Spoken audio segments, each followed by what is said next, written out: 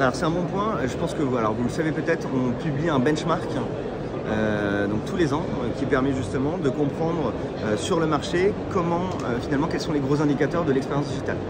Donc il y a effectivement de nombreuses tendances qui sont arrivées, en tout cas qui ont été accentuées sur cette année.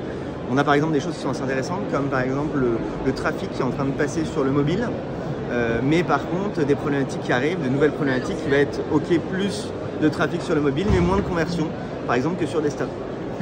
Donc l'idée va être bien sûr pour nous de dire, bah, écoutez, ça c'est un fait, comment demain on va justement pouvoir comprendre les principaux segments de population que vous avez, les différents personas que vous avez, de les appliquer sur les différents devices, donc typiquement desktop, mobile ou tablette, et à partir de là, bah, de les améliorer, de mieux les comprendre pour finalement améliorer vos objectifs. Nous, ce qui va être fait avec Content Square, c'est de comprendre, déjà d'avoir un rationnel, de savoir que c'est une vraie data, de dire que typiquement, on a tant de personnes qui vont bloquer au moment du remplissage de la carte.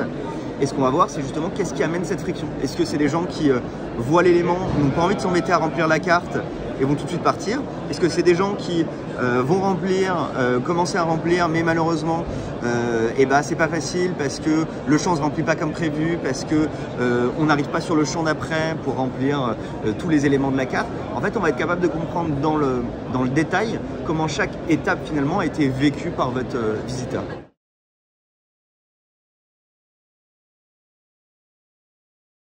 Alors, malheureusement, je vais avoir une réponse qui est bien sûr de mon prisme à moi, de mon expérience à moi. Donc moi, j'ai enchaîné plutôt des petites structures, des structures techniques, enfin en tout cas des produits, des solutions SaaS techniques.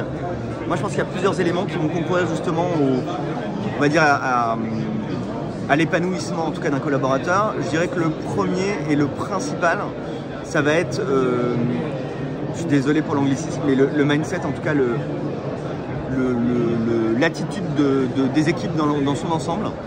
Et en fait, ce qui est assez agréable chez Content Square, c'est qu'on garde ce côté jeune société, très dynamique. Le produit évolue très très vite, donc il y a des émulations qui se créent entre les équipes. Et la deuxième chose, alors moi c'est un truc assez simple, moi j'aime beaucoup rentrer dans une boîte où en regardant à gauche et à droite, on trouve des personnes qu'on trouve plus intéressantes, plus intelligentes, plus rapides que nous. En tout cas, je trouve que c'est l'élément moi qui me pousse le matin à me lever. Et donc en fait, il y a une concentration de talent dans toutes les activités, tous les départements, ce qui permet finalement de se réveiller, enfin de se coucher plutôt un peu plus intelligent.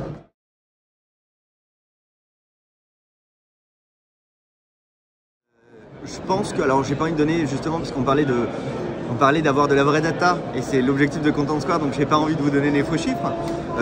Mais nous, c'est principalement effectivement pour rencontrer des prospects, mais on a la chance d'avoir des clients qui nous apprécient beaucoup et qui viennent nous voir aussi sur le salon.